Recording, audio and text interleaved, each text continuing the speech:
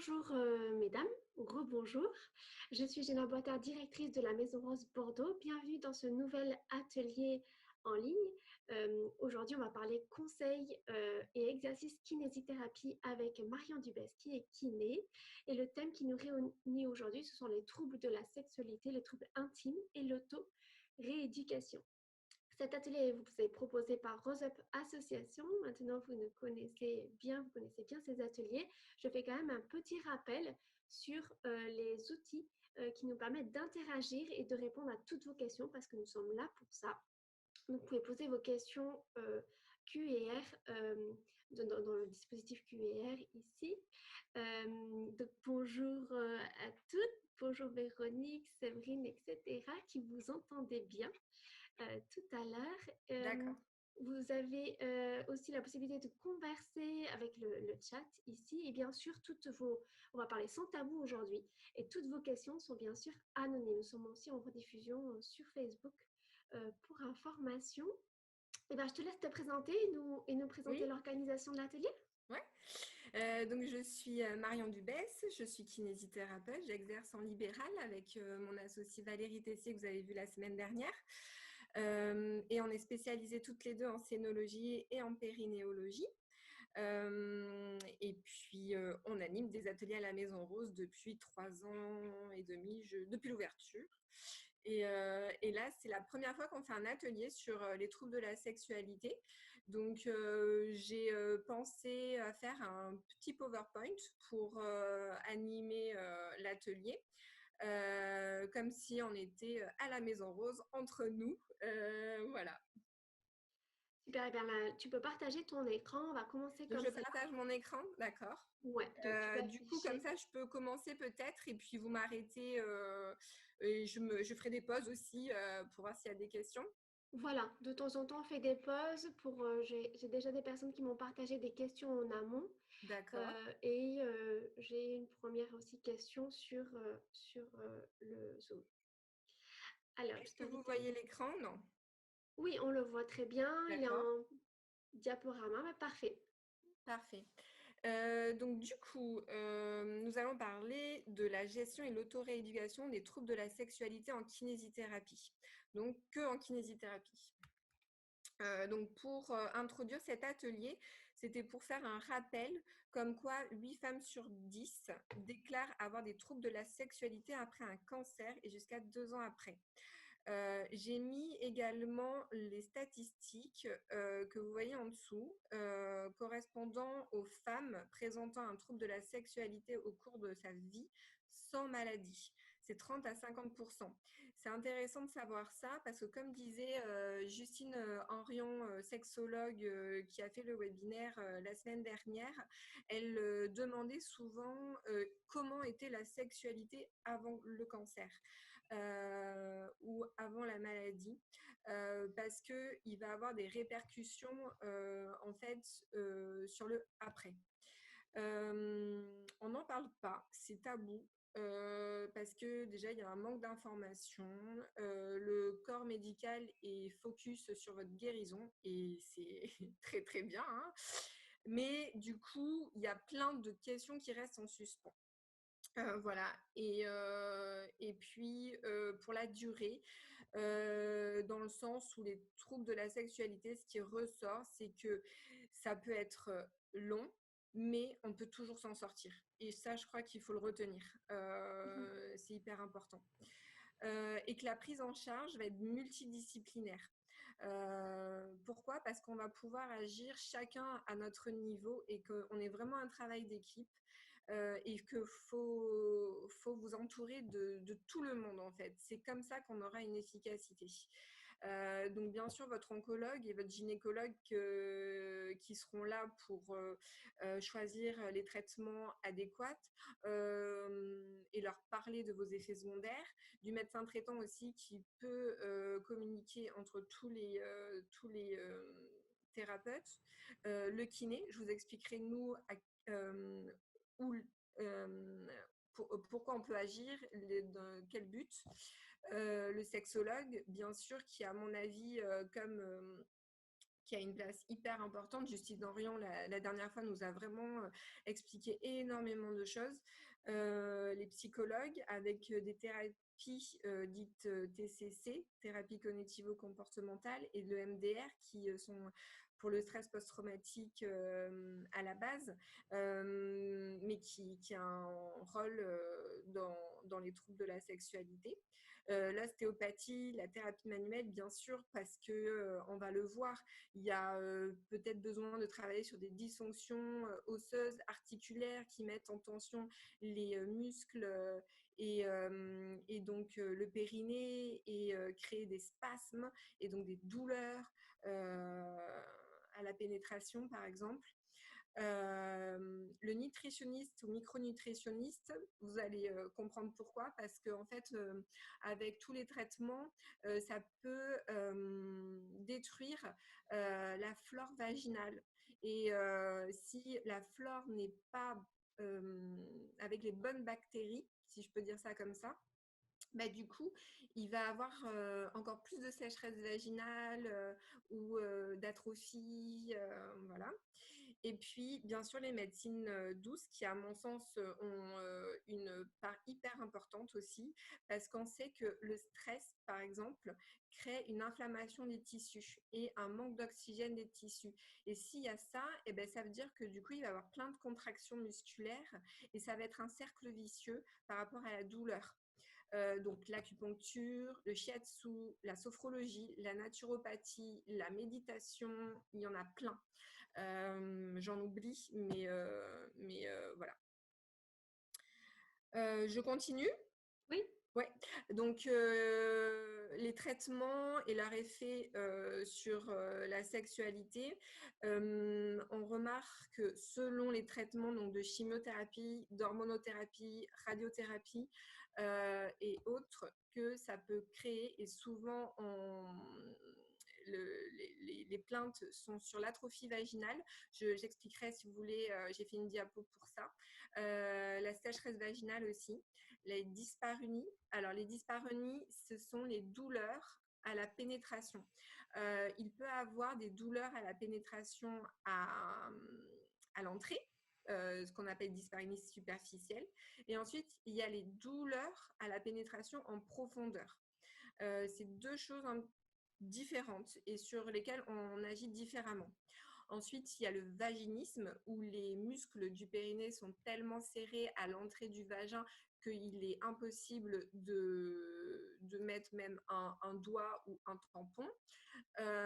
Les vulvodynies, qui sont des douleurs sur l'ensemble de la vulve. Et puis, bien sûr, les effets des fibroses cicatricielles, toutes les cicatrices qui vont se fibroser, adhérer et qui vont créer des douleurs. J'ai mis bémol antécédent, je ne sais plus pourquoi. Sûrement parce que c'était pour savoir votre vie sexuelle, comme disait Justine, avant la maladie. Parce qu'il y a 30 à 50% des femmes qui ont des troubles sexuels au cours de leur vie, la base. Donc les buts de la kinésithérapie, qu'est-ce qu'on va faire? On va assouplir les tissus. Donc l'ensemble des tissus, hein, périnée, les muscles, les aponevroses, les tendons, tout. On va étirer les muscles, on va améliorer la vascularisation, parce que en assouplissant, on va avoir un effet sur la vascularisation du périnée. Et s'il y a une bonne vascularisation du périnée, du coup, il va y avoir moins de sécheresse vaginale, moins d'atrophie vaginale et une meilleure sensation, moins de douleur. C'est un cercle vicieux. J'ai mis prendre conscience du périnée parce que souvent on ne sait pas ce que c'est le périnée, on ne sait pas comment il est fait, à quoi ça ressemble, où il s'insère, comment il fonctionne. Voilà. On va agir sur les douleurs et on va bien sûr vous donner plein de conseils en fonction de vous et de vos symptômes. Donc, le but de cette rééducation du périnée et l'auto-rééducation, c'est de se réapproprier son corps, surtout sans douleur, pour que le cerveau, on lui envoie des informations positives, enfin, et lui dire, bah, tu vois, c'est comme un hématome. Là, en appui, tu as mal, et ben, à un moment donné, ça va partir. Ça peut être long, mais ça peut partir. Voilà, donc du coup, moi, j'ai fait un plan comme ça pour vous montrer, bah, déjà, si vous voulez qu'on reparle de l'anatomie du périnée, si vous en avez besoin, vous me dites. Enfin, vous dites à Jenna, parce que moi, je ne vois pas les questions. On va mobiliser le bassin, parce que bah, plus on mobilise, plus on est souple et mieux c'est. Je vais vous montrer comment on se fait un automassage au niveau de la vulve, de l'orifice vaginal plutôt. Je vais vous montrer aussi des différentes positions qui va permettre de faire un relâchement musculaire du périnée, des petits étirements aussi de tous les muscles du bassin, l'automassage du périnée en globalité, et là cette fois-ci en externe, pas besoin de faire comme l'automassage vulvaire. On va parler aussi des positions lors des rapports, parce qu'il y a des positions qui vont être plus adéquates lorsque on a peur, lorsqu'on a mal. Bien sûr, on ne se force jamais, hein, ça je le redis, on ne se force pas, on ne veut pas, on ne le fait pas. La cohérence cardiaque, alors ça c'est hyper intéressant. Je ne sais pas si vous connaissez la cohérence cardiaque, on en parlera. C'est pour rééquilibrer la respiration au niveau du cœur et du coup ça agit sur le stress et du coup sur la noxie cellulaire, le manque d'oxygène des tissus et donc l'inflammation fait baisser. Et puis les activités physiques douces comme le yoga et puis l'alimentation. C'est pas ma partie l'alimentation mais c'est juste un petit rappel voilà, sur la flore. Ok, nous avons déjà quelques réactions sur Ouais. le besoin de comprendre sur l'anatomie. Donc, ton programme, Sur il est bien. l'anatomie. Oui, il est bien riche, bien dense. Hein. Je ne sais pas si on va Ben ouais, je sais pas si on va pouvoir tout faire, je sais. Mais du coup, je me suis dit que au moins c'est pour apporter des pistes. Même si on voit pas tout, tant pis, je passerai vite fait les diapos, mais il y en a une dizaine, hein, c'est tout. Hein. D'accord. Voilà, c'était pour au moins prendre conscience qu'il y a des choses à faire, voilà, et transmettre l'info. Et après, vous appellerez votre kiné, voilà. Donc l'anatomie, c'est ça. Ouais. Juste Oui. avant, peut-être, pour répondre aux premières questions, donc tu parles beaucoup de l'atelier de Justine, Oui. sexologue, qui a eu lieu, il me semble, la semaine dernière. Oui. Alors, plusieurs personnes nous disent, bah, j'ai pas pu y assister. Alors, je vous confirme, tous les webinaires vont être mis en ligne, ou sont en train d'être mis en ligne sur notre chaîne YouTube. Donc, ils arrivent au fur et à mesure. Donc, vous pourrez bien sûr le revoir. Et comme le disait Marion à l'instant, il y a vraiment une vraie complémentarité dans cette approche multidisciplinaire. Donc, on vous invite à aller voir. Ensuite, on vous invite à prendre des notes parce qu'en effet, la présentation n'est pas disponible. Par contre, ce webinaire aussi sera également sur notre chaîne YouTube. Donc, vous pouvez le revoir autant que vous voulez, mettre pause, prendre des notes. Voilà. Donc, n'hésitez pas à prendre des notes et aller le revoir ultérieurement sur notre chaîne YouTube.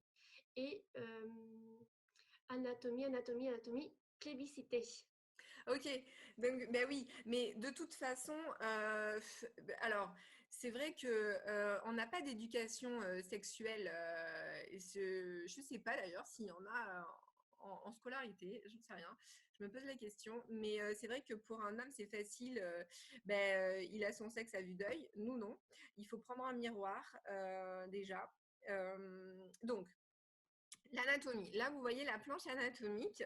Imaginez, c'est une vue de dessous, comme si vous étiez en position gynéco. Donc, à l'avant, je peux peut-être aller la souris. Est-ce que vous... Ah non, je peux pas. Normalement, on la voit, oui. Ah, Alors, vous la voyez. Super. Oui. Donc, vous voyez ici, c'est le capuchon du clitoris avec le clitoris. Ah oui, alors non, pardon, excusez-moi. Je fais tout à l'envers.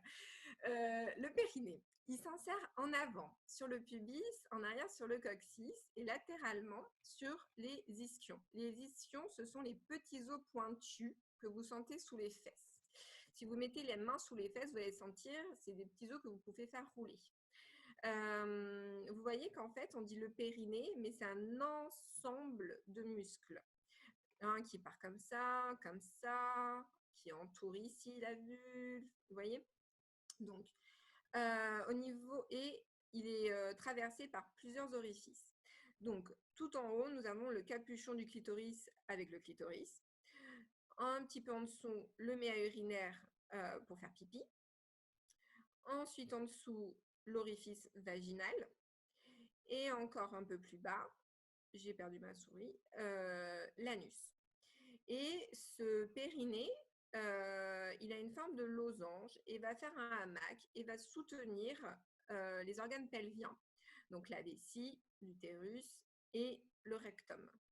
Et il va aussi avoir une synergie avec les pressions abdominales. C'est pour ça qu'au final, on ne rééduque pas que le périnée, on rééduque aussi toute la sphère abdominale, parce qu'il peut avoir des conséquences entre les muscles abdominaux et le périnée. Donc, c'est pour ça qu'on vous fait souvent souffler, respirer, contracter en même temps que vous soufflez, etc. Est-ce que ça va? Est-ce que ça, déjà, vous avez une meilleure vision du périnée? On va dire que oui. On va dire que oui. Mais moi, je vois rien, donc c'est toi mes yeux. Je n'ai pas forcément de retour Ouais, sur tout. Mais oui, on peut en tout cas continuer.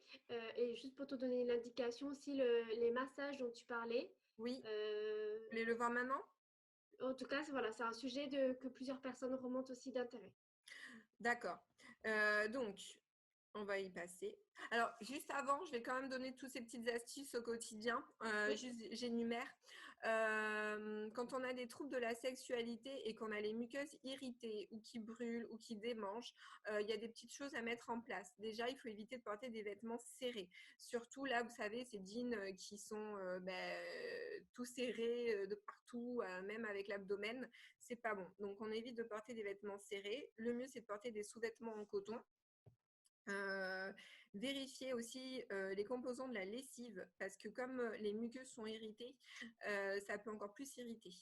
Les composants du savon de toilette intime, donc il doit être doux et non parfumé. Il y a une étude canadienne d'ailleurs qui dit que on n'aurait pas besoin de savon parce que le vagin, grâce à sa flore vaginale, a la capacité de s'auto-nettoyer. Mais vous pouvez utiliser des savons comme au calendula de Velleda ou Roger Cavaillès, par exemple. Il y en a d'autres. Ne jamais faire de douche vaginale parce qu'à un moment, c'était la mode de se laver à l'intérieur du vagin. Alors, surtout pas. Vous voyez mes yeux. Il s'auto-nettoie. Ensuite, de faire attention à un excès d'hygiène parce que se laver plusieurs fois par jour peut détruire la flore vaginale. Et ça, après, ça peut être sujet à des mycoses ou à des infections urinaires. On évite de porter des serviettes hygiéniques. On reprend les bases pour s'essuyer. Parce qu'après avoir uriné, il faut s'essuyer toujours de l'avant vers l'arrière pour éviter de ramener les bactéries au niveau de la vulve. Ou si ce glisser est douloureux, simplement vous tapotez. Ensuite, vous pouvez mettre des packs de froid, pas à même les muqueuses, hein, bien sûr, c'est toujours au-dessus du vêtement, et pas plus de 20 minutes, parce que sinon le cerveau il va penser qu'on fait l'effet inverse. En fait, il va penser qu'il a trop froid, donc il va venir réchauffer la zone et ça va recréer de l'inflammation. Donc pas plus de 20 minutes. Ça sera important de soigner le microbiote vaginal et intestinal. On parle beaucoup de microbiote parce qu'on a découvert que chaque organe avait son propre microbiote. Donc, ça va passer par des probiotiques, par exemple, même en interne, en ovule, pardon. Et par exemple, le sucre est source de mycose. Après un rapport sexuel, il est intéressant de vider sa vessie pour éviter les infections. Et puis, on peut s'hydrater avec, là, j'ai mis de l'huile de coco ou des capsules de bourrache ou d'onagre. Donc, j'ai mis tous les jours, mais c'est plutôt, ça dépendra de l'huile ou du lubrifiant. Mais ça peut être tous les 3 jours, par exemple. Voilà, et puis il faut utiliser bien sûr un lubrifiant pour les rapports amoureux parce qu'on va éviter les irritations. Et on va reparler des lubrifiants parce qu'il y en a qui sont à base d'eau, d'autres à base de silicone, donc c'est un petit peu différent en fonction s'il y a des préservatifs ou pas. Donc ça, on l'a fait. Et ça, c'est l'automassage de la vulve. Alors, une question hein, sur les conseils que tu donnais là. Oui, Est-ce que tu peux préciser le pack de froid? oui, c'est tout simplement, vous savez, le pack de gel bleu là qu'on achète en pharmacie, ou sinon il y a des serviettes hygiéniques froides. Je sais plus comment on les appelle. Si quelqu'un a la réponse, mais ou tout simplement la poche de petits pois, vous savez, qui se met bien sur, comme c'est des petits pois, ça se, je perds Modèle le mot. plus facilement? Voilà. Ça s'adapte à Et la morphologie? voilà, c'est ça. Mais par contre, bon, il faut bien mettre sur un linge hein, et puis ne pas les manger parce que si vous les remettez, vous les ressortez. Voilà. Et une autre question aussi sur cette slide, tu dis éviter les serviettes hygiéniques et finalement on a une question, par quoi les remplacer? Oui, pas rien. Tant pis, on change de culotte. Voilà. Parce que, en fait, ah, s'il y a les règles, pardon. C'est ça? Alors, c'était pour rebondir sur tes astuces du quotidien. Oui, alors, parce que le tampon, les serviettes hygiéniques et pire quand elles sont parfumées, ça crée encore plus d'irritation sur les muqueuses. Et c'est vrai que quand on a des règles, euh, le tampon et les serviettes hygiéniques, ça va encore plus macérer et ça va être pire. Et par quoi les remplacer? Il y a, je sais pas. Il y a la cup, mais je n'ai pas lu d'études scientifiques dessus. Ok. Euh, et souvent, quand vraiment il y a des grosses douleurs, eh ben, on change de culotte souvent. Et puis on tâche toutes nos culottes. Mais je n'ai pas de solution adéquate, vraiment. Ok, on pourra en reparler à une gynécologue. On Oui, a prévu. alors j'ai eu docteur Saufray, qui est chirurgien gynécologue à Bordeaux hier, et on a parlé de la cup. Elle me disait que ses patientes avaient elle avait de bons retours. Voilà, et qu'il n'y avait pas forcément d'irritation des muqueuses vaginales. D'accord, docteur Sofré qu'on connaît très très bien à la maison. Oui, c'est ça, pour la Euh, reconstruction. Mm. voilà, on prévoit au mois de mai d'essayer de mobiliser une de nos gynécologues pour pouvoir continuer cette information-là. Donc c'est peut-être à garder sous le coup, une question à garder sous le coude pour la suite. Oui, Euh, alors, on a une question là, juste pratico-pratique, également sur le pack de froid, concrètement, où le mettre? sur le sexe. Ok. Ok. Comme les bains, vous savez, avec notre fameux bidet, si vous en avez encore un chez vous, vous remplissez d'eau froide et vous mettez les fesses dedans. Ok. Et même combat sur les protèges slip, tu disais éviter les serviettes Ouais, hygiéniques et pareil pour. Ok. Pareil, on a plusieurs questions sur le sujet. c'est vrai qu'il y a plein de produits dedans. C'était ma mission là de lire un Que choisir ou sur ces produits-là. Je ne sais même pas s'ils en ont fait un. Ils en ont fait sur les lubrifiants et sur les couches pour les bébés. Mais sur les serviettes, je me pose la question à vérifier. Ouais.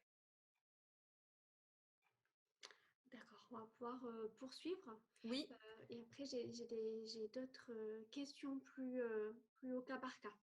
d'accord.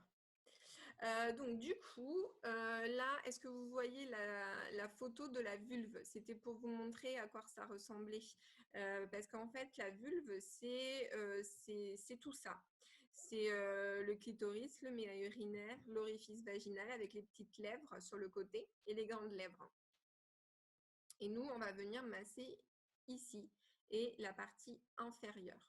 Je vous mets peut-être la vidéo. Je ne sais pas si vous allez l'entendre, sinon je le ferai.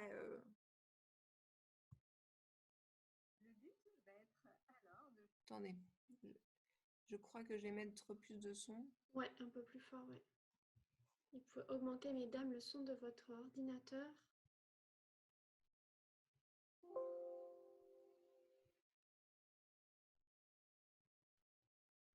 Alors, je refais comme ça, en diaporama, et normalement... Le but va être alors de venir masser l'entrée du vagin. Et pour cela, on va le représenter par ma main pour venir masser toute la partie inférieure. On ne viendra pas masser la partie supérieure. Avant de masser avec le pouce, vous allez pouvoir venir placer votre pied sur le rebord de votre baignoire ou sur une chaise pour permettre l'écartement naturel des jambes et pour faciliter l'automassage. Alors, pour commencer, n'oubliez pas de vous laver les mains ou de mettre des gants si vous préférez. Et ensuite, on va utiliser donc le pouce et un petit peu de lubrifiant ou de l'huile de coco, ce que vous préférez. Il va y avoir plusieurs manœuvres. Vous allez pouvoir switcher pour voir la première. Dans cette vidéo, nous allons voir alors comment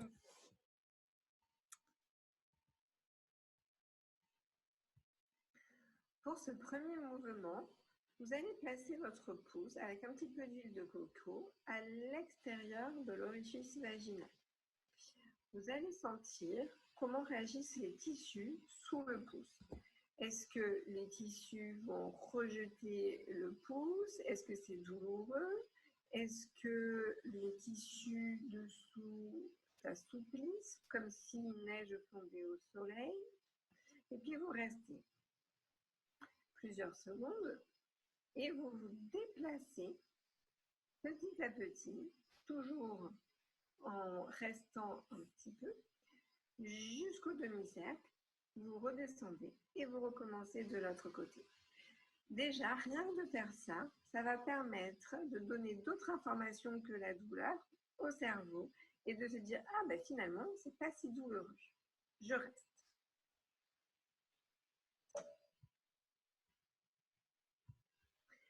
Si lors de ce premier mouvement, il n'y a pas eu de douleur, vous allez pouvoir peut-être insérer la première phalange du pouce à l'intérieur de l'orifice vaginal et refaire tout doucement, sans appui, jusqu'en haut du demi-cercle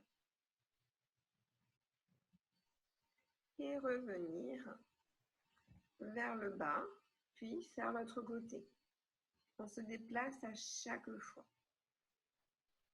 et on attend. On voit comment les tissus réagissent et on relâche. Déjà, si vous arrivez à faire ça, vous allez pouvoir ensuite passer au troisième mouvement.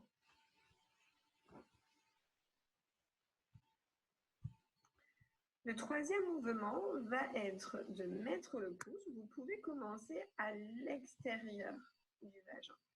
Et ensuite, pareil, faire la première phalange à l'intérieur. Faire des pressions, glisser en demi-cercle vers la moitié, la partie inférieure du cercle, puis ensuite l'autre moitié.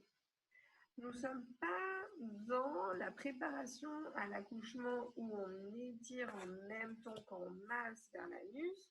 Là, le but, c'est de se réapproprier cette zone sans douleur.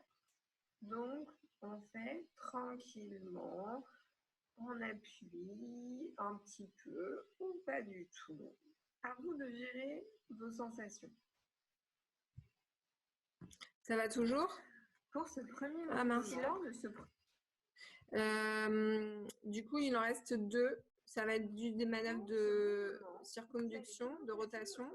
Et cette fois-ci, à l'extérieur ou à l'intérieur, ou les deux, vous allez faire des petits ronds, des petits cercles.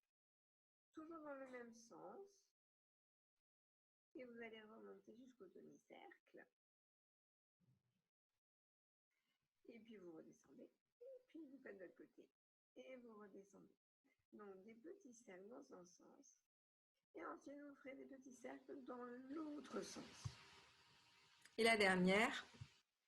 Si tu as fait les premiers exercices et qu'il n'y a pas eu de douleur, tu vas pouvoir, grâce à la pince pouce-index, venir étirer les tissus.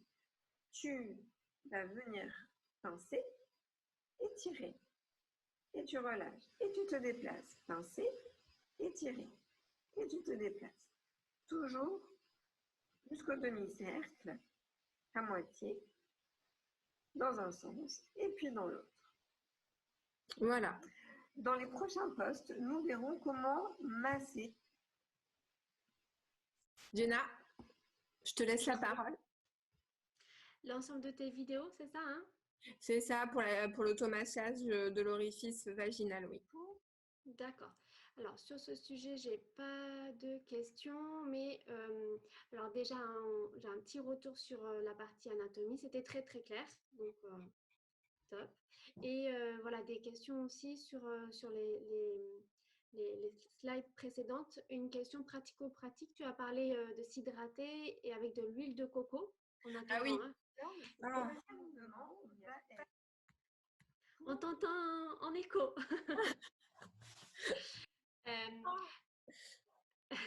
Donc, tu as parlé de s'hydrater avec de l'huile de coco. Concrètement, c'est où se mettre l'huile, intérieure, extérieure. Enfin voilà, repréciser un petit peu cet élément. Alors, il n'y a pas que l'huile de coco parce qu'il faut faire attention. C'est vrai qu'il y a des femmes qui peuvent faire une réaction à l'huile de coco. Alors, il y en a d'autres. Attendez, je vous le dis, mais je les ai perdues. Tout simplement avec de l'aloe vera, vous pouvez faire.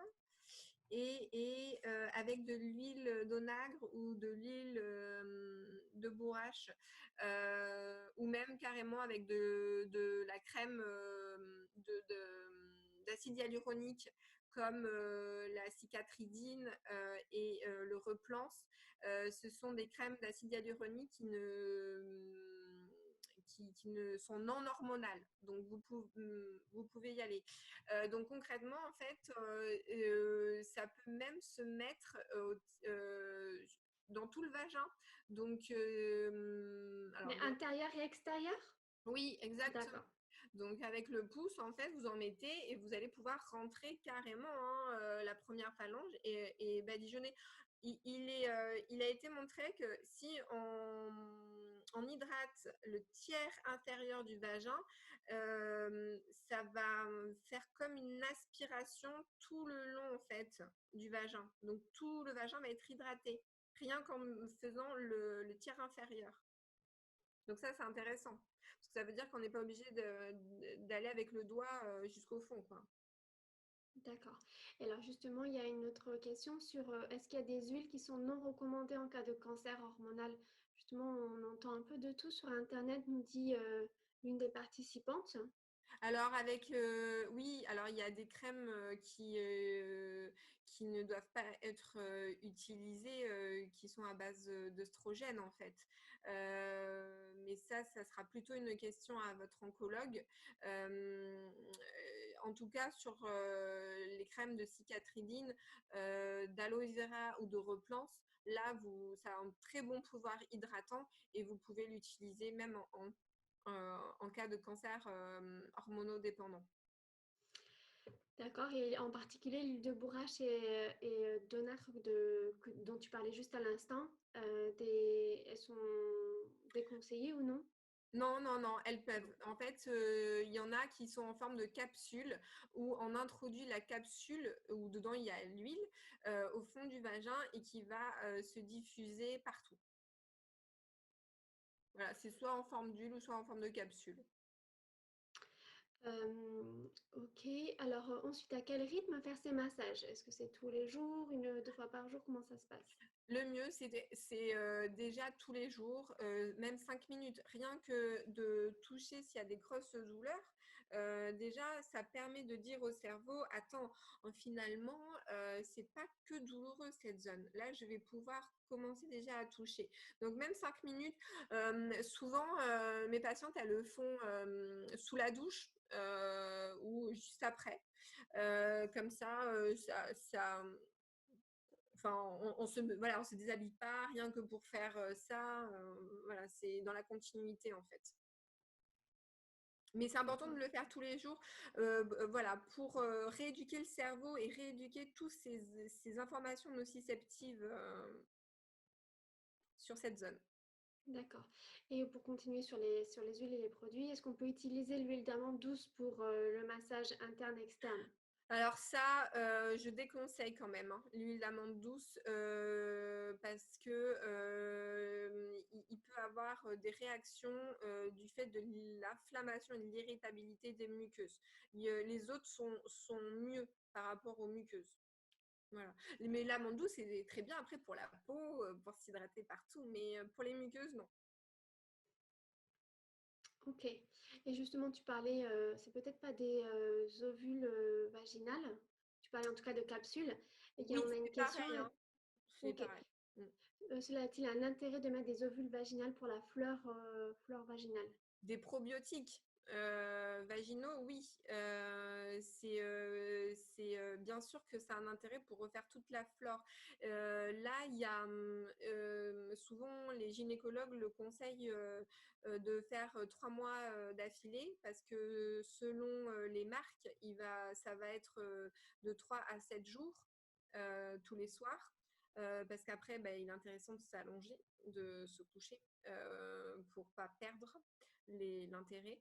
On a vu que la meilleure bactérie qu'il faut pour le vagin, c'est le Lactobacillus crispatus.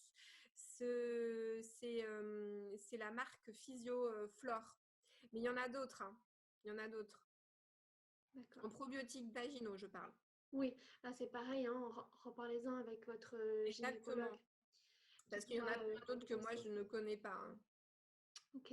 Alors globalement, on a plusieurs retours et questions sur des douleurs Oui, et des irritations pendant les rapports, oui. selon la durée, voilà, avec ça fait vraiment très mal, nous dit plusieurs personnes. Alors, Euh, ça fait mal à cause de la sécheresse vaginale, peut-être aussi, et de voilà. l'atrophie vaginale.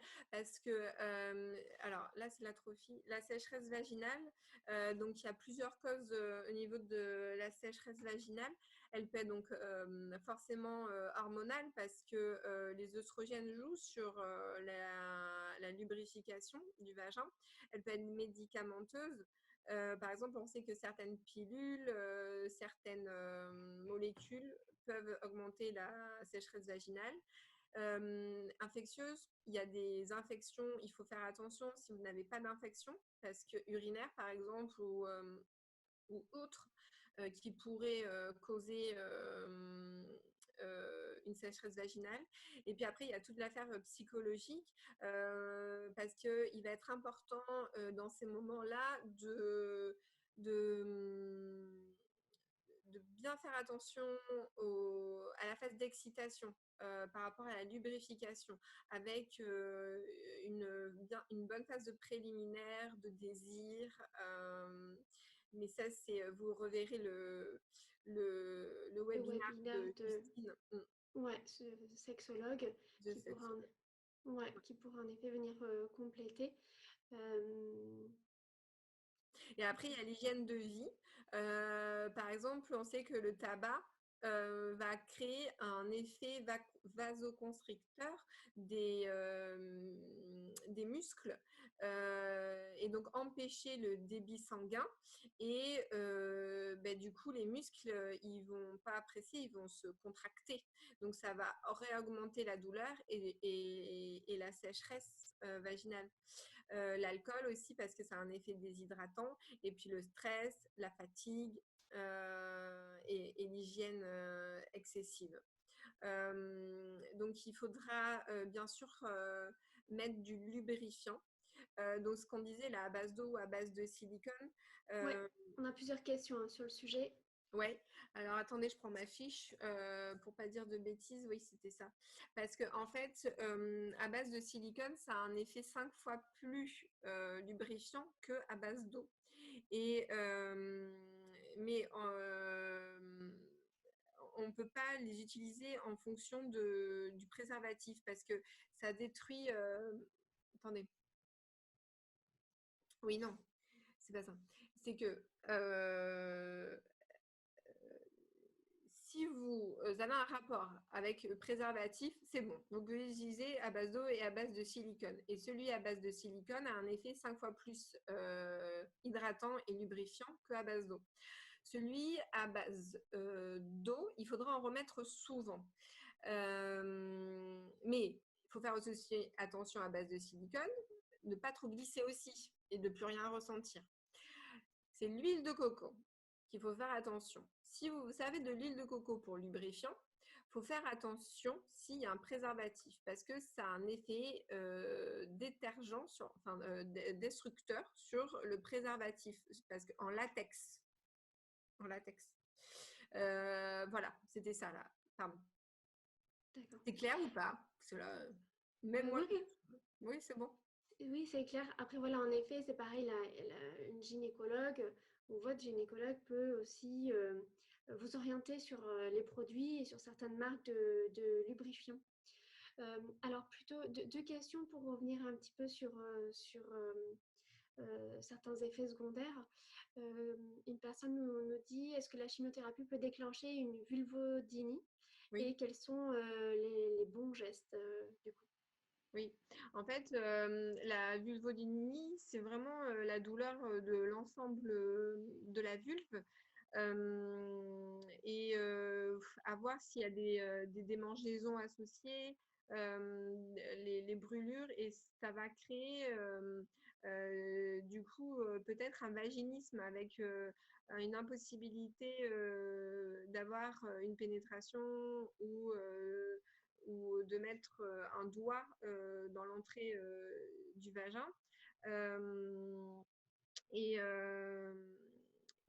Du coup, là, il faudra faire attention à toute la flore vaginale, à hydrater toute la vulve,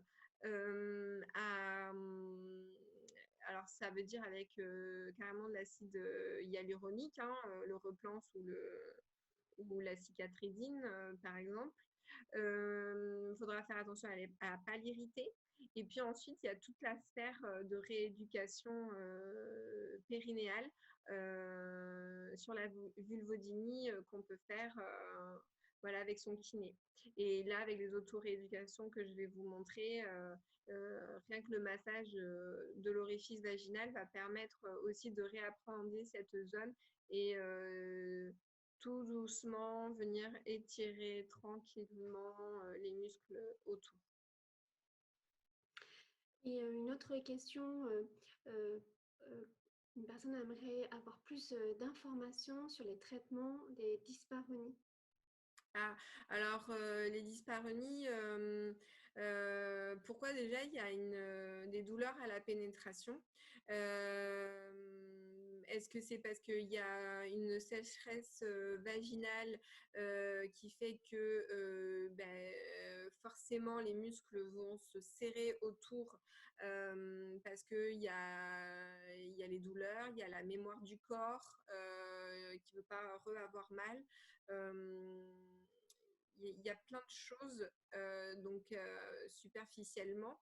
Et après, il y a les dyspareunies profondes où là, la pénétration est possible, mais ça va faire des douleurs en profondeur.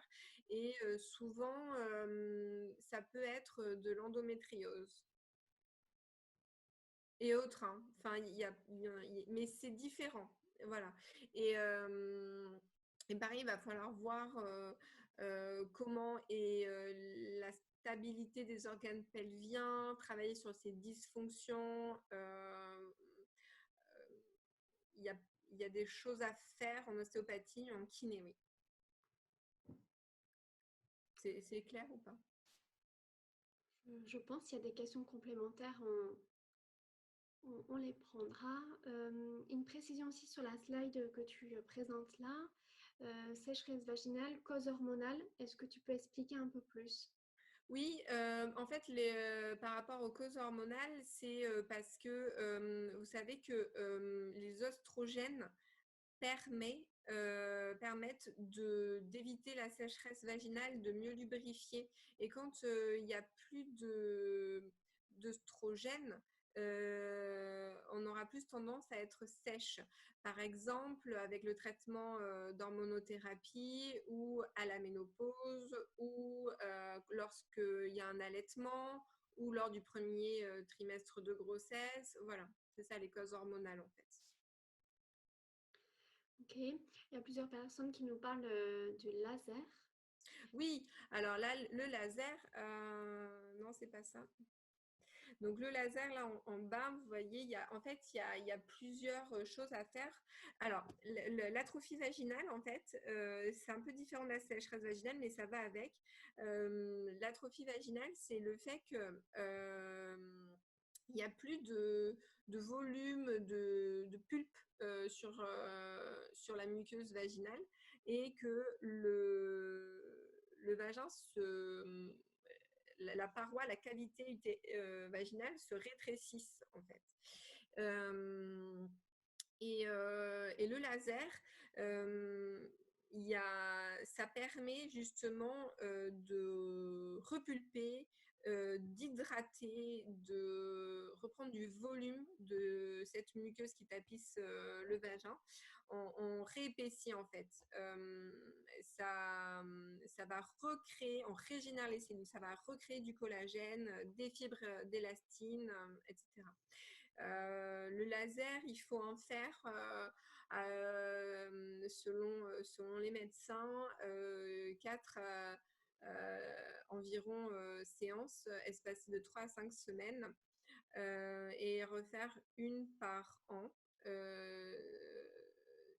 Ce qu'ils disent dans les études scientifiques, mais qu'il y a 90% de satisfaction. Malheureusement, ce n'est pas pris en charge encore par la sécurité sociale. C'est très cher, mais il y a des très, très, très bons retours. Vous savez, Rose Magazine fait beaucoup de dossiers enquêtes, de dossiers de recherche et un gros dossier sur ce sujet-là, le dossier sur le Mona Lisa injection. N'hésitez pas à retrouver toute l'information sur rose.fr et le volet Rose Magazine. On a différents sujets sur la sexualité, les troubles de l'intime et notamment sur les injections sur ce dossier-là. Si on continue, comment traiter la sécheresse vaginale après un cancer hormonodépendant? On l'a un petit peu traité tout à l'heure. Est-ce qu'on pourrait faire peut-être une resynthèse? Allô? Ah. Là, je t'en... Vas-y, parle. Est-ce que tu m'entends? Ah oui. Oui, là, ça y est. Il y a eu une coupure, en fait. Il y a eu un bug. Ouais. Voilà, peut-être une micro-coupure chez moi, je ne sais pas. Donc, je disais, on a à nouveau une question sur comment traiter la sécheresse vaginale après un cancer hormonodépendant. Oui, alors avec tout ce qu'on a dit, en fait, par rapport aux ovules de cicatridine, à l'hydratation ou avec le replance, il faut aussi savoir, je suis en train de me dire que le fait d'avoir une activité sexuelle régulière permet la bonne santé vaginale, si je peux dire ça comme ça. Parce que ça va créer du débit sanguin et donc de la lubrification. C'est comme, vous savez, les boules de Gaïcha. Pareil, ça permet de faire un automassage dans la cavité vaginale et de créer du débit sanguin et donc améliorer la lubrification. La kinésithérapie va être essentielle pour cela si vous nous autorisez à faire du manuel, bien sûr. Mais sinon, après, il y a des choses à faire en externe. Alors justement, est-ce que tous les kinés sont formés Non. à cela et comment trouver un kiné qui est formé à la rééducation? Alors, non, tous les kinés ne sont pas formés. C'est vraiment une spécialité à part entière, comme pour la scénologie. C'est des formations complémentaires après l'école, le diplôme. Souvent, dans chaque région, il y a des kinés qui ont créé des collectifs pour rassembler tous les kinés spécialisés en périnéo. Je sais qu'ici, à Bordeaux, il y a Isabelle Noré et Cécile Cap qui ont fait un collectif, ça s'appelle le CKP 33, collectif kiné périnéologie 33. Ensuite, il y a les sites de la CIREP, de l'AREP, et dans chaque région, mais je ne connais pas, il y a d'autres kinés qui ont fait aussi des réseaux. Voilà. Donc peut-être qu'en tapant sur Google réseau kiné périnéologie, vous allez tomber dessus. Ok, on continue un peu et donc tu parlais, on a une question sur les dilatateurs Ah oui, vaginaux vaginaux. que parfois sont demandés, hein, on a plusieurs témoignages parfois qui sont demandés hein, d'utiliser par le chirurgien. Alors, oui. Et donc en fait la demande c'est comment les utiliser, j'ai aucune info concrète sur le sujet. Et pourtant, j'ai la demande de praticiens. Alors là, c'est un avis que j'ai en tant que kiné-périnéologue. Je n'utilise pas de dilatateurs vaginaux parce que je trouve que psychologiquement et même par rapport physiquement, c'est trop traumatique. Il y a d'autres moyens. Les boules de geisha, par exemple, moi, je préfère. Euh, donc, je ne pourrais pas vous en parler. Il y en a qui l'utilisent et des patientes qui sont réceptives. Mais voilà, c'est comme tout, je pense. Faut être en accord avec soi-même. Mais je ne pourrais pas du coup répondre à cette question. D'accord. Ok. Qu'est-ce qu'on a d'autre comme question avant, comment avoir une ordonnance pour des séances de kiné de rééducation? Tout simplement un médecin, qui soit votre médecin traitant, l'oncologue, le chirurgien, le gynéco. Il vous note sur l'ordonnance rééducation périnéale et c'est tout. Il n'y a même pas besoin de marquer le pourquoi du comment ou le nombre de séances. C'est le kiné qui décidera du nombre en fonction de son bilan. On a également une question sur l'utilisation de sextoys. Est-ce que lorsqu'on a un problème de sécheresse vaginale, est-ce que ce sont les mêmes conseils, c'est-à-dire lubrifiant Oui, il faudra bien sûr lubrifier, mais plutôt à base d'eau. Parce que si vous lubrifiez le sextoy qui est en silicone avec un lubrifiant en silicone, ça ne va pas faire bon ménage. Et donc, pareil, toujours lubrifier et c'est tout. C'était quoi la question? Je ne me rappelle pas. C'était ça. Ouais. Si ça Voilà, s'utilisait dans les mêmes D'accord. dans les mêmes conditions que tu Oui, évoquais tout à l'heure, donc oui. lubrifiant, etc., en cas de sécheresse vaginale. Une autre question sur la sécheresse vaginale, est-ce que finalement c'est la sécheresse vaginale qui explique le manque de libido ou l'inverse? Ou c'est un Ah. cercle vicieux? Comment ça fonctionne? La libido, en fait, c'est différent parce que là, alors, la lubrification, elle intervient aussi grâce aux glandes qui sont au niveau de la vulve, qui vont produire donc cette lubrification. Mais c'est le fait d'avoir de la libido, enfin, comment tourner ça du désir, du plaisir qui va faire que. c'est pour ça qu'il va être important de bien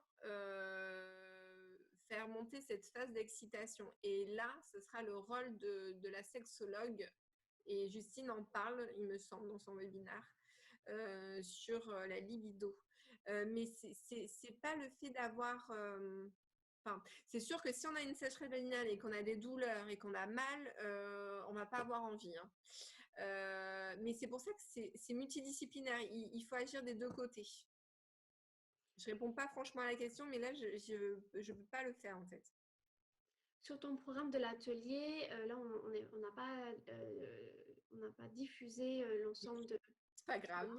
Peut-être qu'on a plusieurs invitations à poursuivre au moins sur la mobilisation du bassin, Ouais.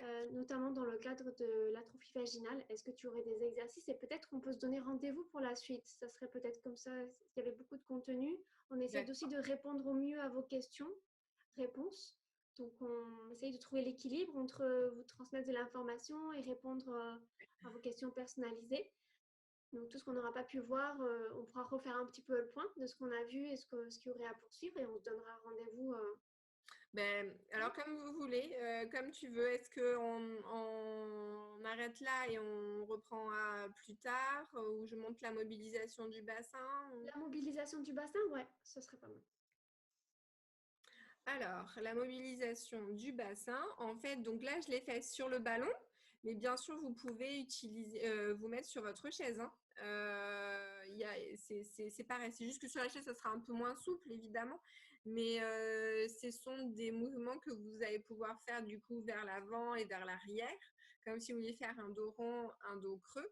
Et rappelez-vous les petits os là qui sont sous vos fesses, les petits os pointus, c'est ceux-là en fait qu'on fait rouler.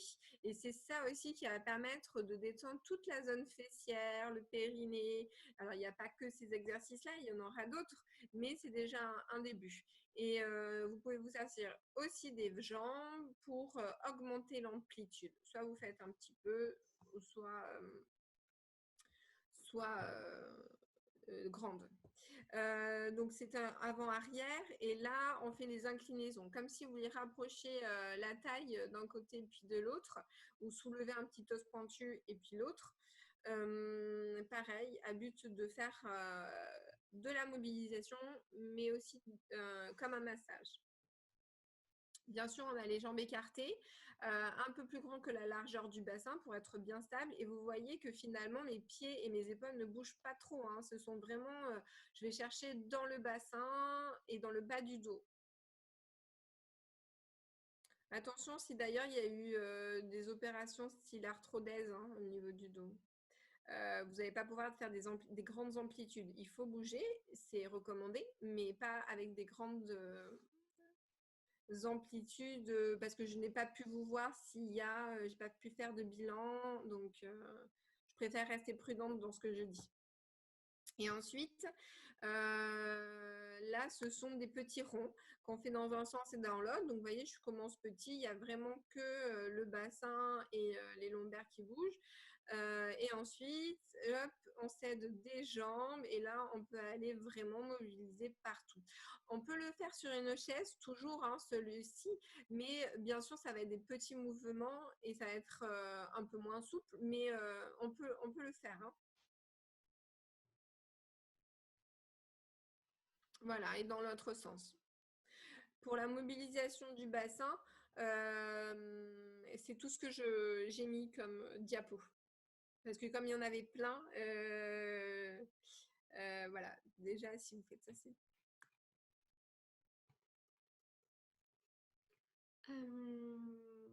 Alors, peut-être on peut reprendre ton ordre du jour et voir un petit peu ce qu'on... Il était très ambitieux, on le savait.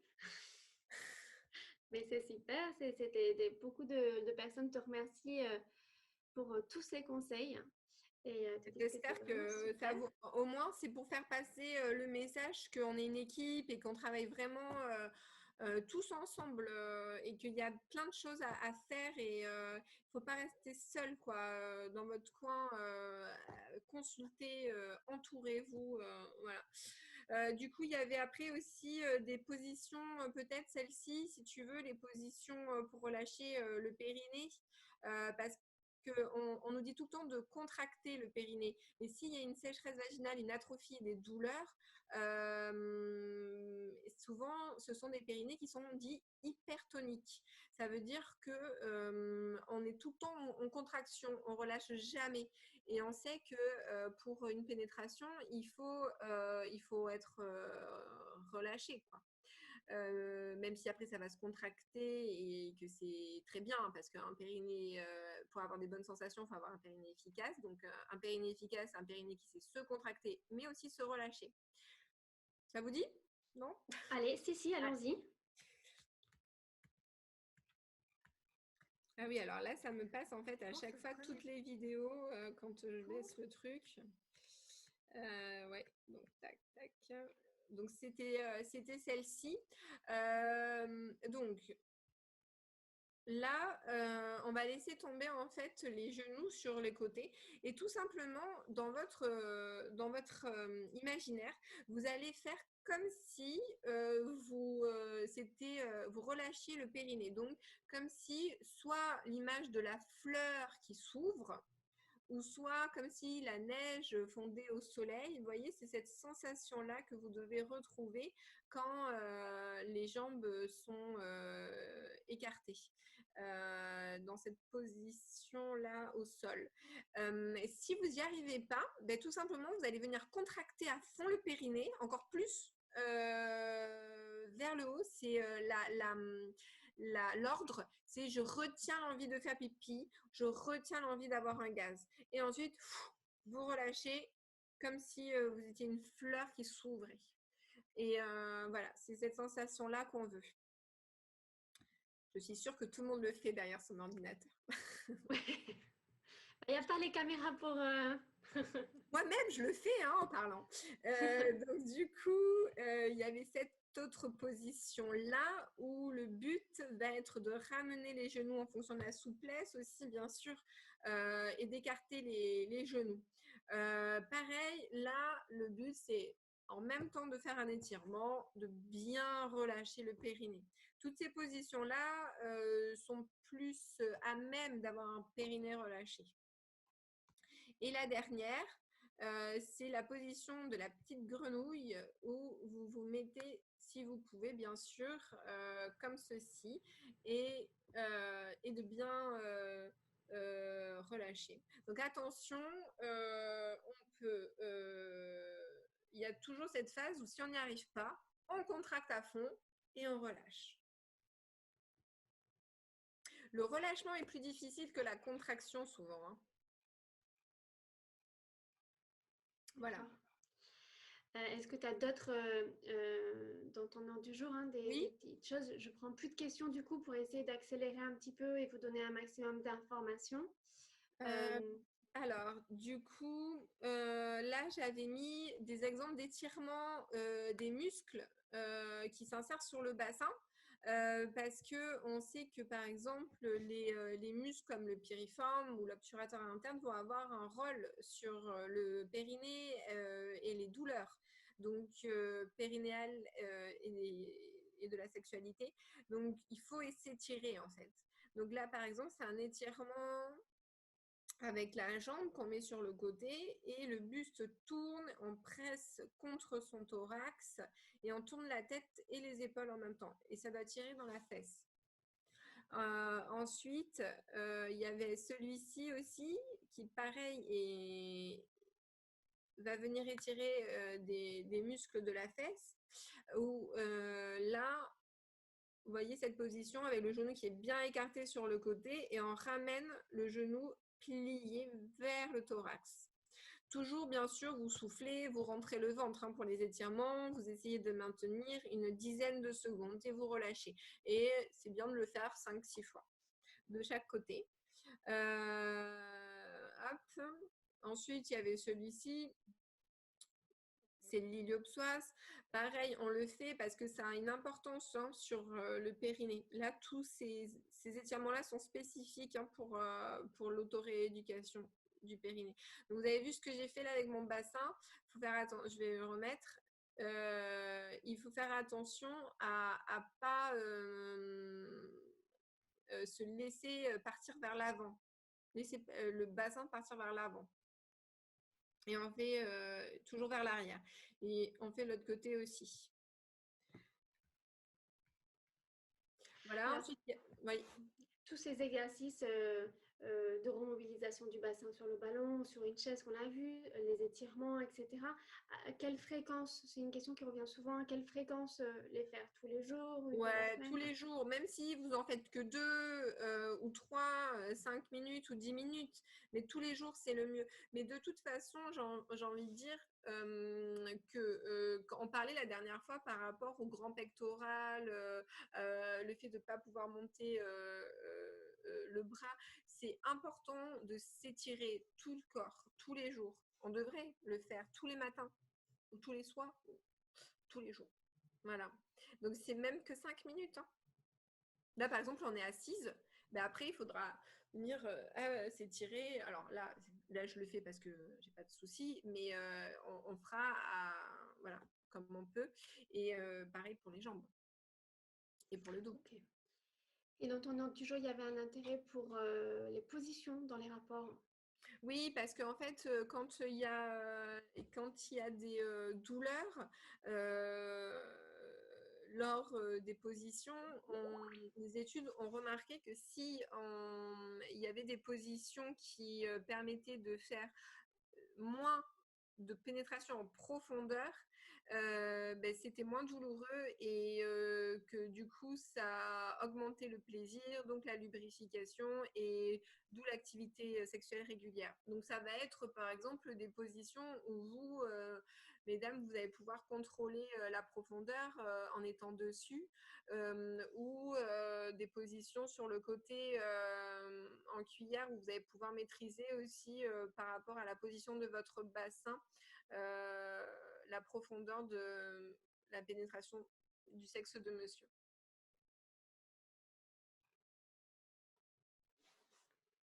Okay. Bon, on a largement débordé. Est-ce que tu veux aller au bout de ta présentation finalement, de ton ordre du jour, si on enchaîne? Y a eu d'autres trucs du coup qu'on a passé que je voulais vous parler, mais tant pis, on va zapper. On y reviendra. Alors, c'était la cohérence cardiaque, là.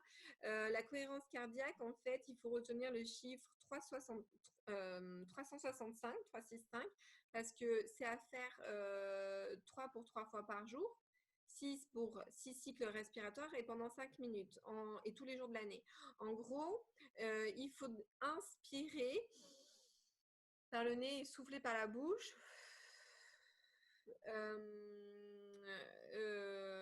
En 6 temps. On inspire en 6 temps, on souffle. Et pendant 5 minutes. Et ça va permettre d'agir sur plein de choses, sur la santé physique, la santé mentale, émotionnelle, améliorer le rythme cardiaque et donc améliorer une meilleure vascularisation de vos tissus en règle générale et donc du périnée pour nous, pour les douleurs, de baisser l'inflammation, d'avoir une conséquence sur l'insomnie et la dépression. Voilà, j'essaie d'aller vite. Hein. Donc cohérence cardiaque, retenez. Il y a Ensuite, des applications, pour compléter, il y a des applications qui existent oui, sur le téléphone et qui permettent de suivre, voilà, on peut choisir. exactement, c'est ça. Et de s'imaginer aussi avec où on se remplit d'une couleur et on souffle d'une autre couleur ou d'une émotion, tout ce qui peut vous faire du bien. L'activité physique, tout simplement comme le yoga, qui a des particularités d'étirement, d'augmenter par exemple le débit vasculaire, de mobiliser toutes les articulations, etc. Voilà, ça va être important toujours dans le but d'améliorer tout le phénomène douloureux, de casser le cercle vicieux de la douleur. Et l'alimentation, c'était, oui. Tous les mercredis matins, donc du coup, on a eu une session à 11h avec un partenaire d'activité physique adaptée en ligne. Et l'alimentation? Ah, je ne savais pas. C'est bon à savoir. Et l'alimentation, là, pareil, vous avez des ateliers, je crois, de Tout à fait. nutritionniste. Donc, ce n'est pas ma partie. Et c'était juste pour mettre un petit clic sur la flore intestinale qui peut avoir des conséquences sur la flore vaginale et les mycoses et les cystites à répétition et l'inflammation, voilà. Donc, des choses à faire en probiotiques, en alimentation. C'est pour ça que c'est par rapport aux nutritionnistes. Mais moi, je laisse la main. Voilà. On a tous les 15 jours une onco-diététicienne qui peut vous conseiller en atelier en ligne collectif. Donc, n'hésitez pas à venir, à vous inscrire et à poser toutes vos questions. Et on voit que tout est relié, en fait. C'est aussi ça, hein, ton message. Et qu'il y a beaucoup de choses qui sont au service de... C'était ça que je disais, en fait, il faut prendre rendez-vous avec tous les professionnels de santé pour mieux vous accompagner dans cette prise en charge, parce que il y en a un qui va vous apporter cette info, l'autre celle-ci, et en fait, c'est comme ça que vous allez pouvoir sortir de ce cercle vicieux et de la douleur et de la sécheresse vaginale et de l'atrophie vaginale. Voilà, on n'a pas parlé d'injection d'acide hyaluronique non plus, mais qui a il y a eu un article aussi que vous avez fait sur Rose Up avec le laser Mona Lisa Touch. C'est aussi une façon de traiter la sécheresse vaginale. Et avant ça, comme c'est cher, vous pouvez déjà faire tout ce qui est au vu d'hydratation d'acide hyaluronique, parce que souvent ça fonctionne. Hein. Donc, il ne faut pas hésiter, voilà. Voilà, en fait, il y a un panel de solutions différents et de professionnels différents, en effet. Ok, mais je pense qu'on a balayé l'ensemble, on a débordé d'une grosse demi-heure l'atelier, mais c'était nécessaire pour vous permettre d'avoir cette vision un peu globale. Merci beaucoup, Marion. Merci à vous. Et puis, n'hésitez pas, peut-être si on peut refaire des questions-réponses, je regarderai ça avec plaisir. Oui, et puis sûrement c'est un sujet qui mobilise beaucoup et il y a plusieurs témoignages de femmes qui nous disent c'est très précieux ces conseils parce qu'on ne peut pas forcément l'aborder avec les médecins où on trouve pas forcément toujours les réponses. Certains disent j'ai appris beaucoup et qui sont surprises qu'on n'ait jamais parlé de certaines, voilà, toutes ces informations. Super.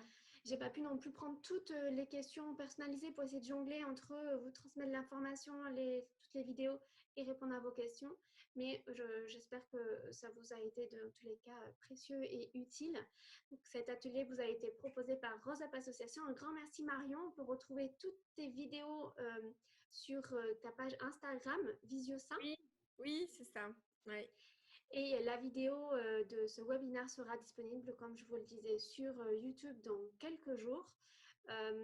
N'hésitez pas, je vous le rappelle aussi, nous avons des dossiers thématiques, notamment sur les troubles de l'intime, de la sexualité avec les injections dont on a parlé tout à l'heure. Je vous redonne le site www.rose-up.fr et dans la partie Rose Magazine que vous connaissez maintenant.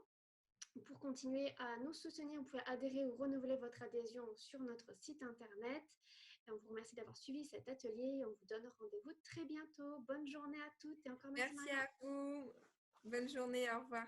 Salut Jenna. Salut.